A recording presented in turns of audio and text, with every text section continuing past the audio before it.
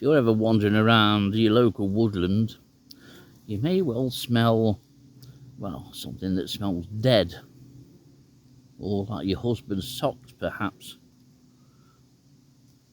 But what you'll be smelling, and you'll be unlikely to see it, will be this chap. Now I know most of the women watching this will be giggling away now, because women do when they see this. Most blokes dream about it and think if only it was that big. But this is the stinkhorn, Phallus impudicus, and it doesn't take much imagination to realise where the name phallus derived from. But this remarkable fungi is just that, quite remarkable. And it's a fungi that I've smelt hundreds of times, from spring right through to the late autumn, early winter perhaps. Quite often when Dillis and I were glowworming, we could go through the beautiful evening fragrance of honeysuckle, and then within a few strides we could smell one of these. But they're far easier to smell and far more common to smell than for you to see one. And when I was walking down here, I could smell one about 10 yards away. The smell really does carry and does linger. And I was surprised when, hey presto, this popped up in front of me. When fresh, the stem is beautifully sort of creamy white, and this cap is a rather deep olive green colour. There's remnants of it that you can see that the slugs and the flies haven't eaten off. But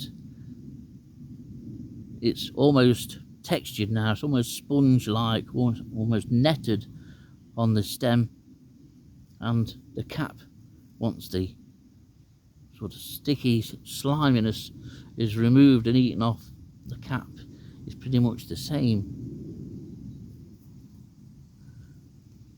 These were always a joy to show classes on mini beast hunts. Occasionally Dillis and I would have some classes from school to show around, and if we knew where these were, we could show them one of these.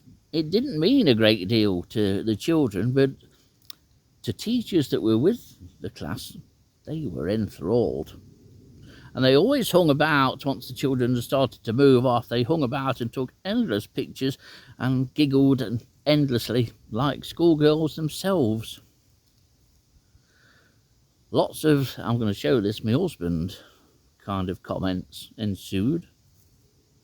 But it is a fascinating thing. I've been waiting to see one of these because, or say, smelt hundreds over the years, but found very few. And we've missed this one at its best by probably a day. But the smell will linger, and more will probably pop up in this immediate vicinity. It's one of our strangest and,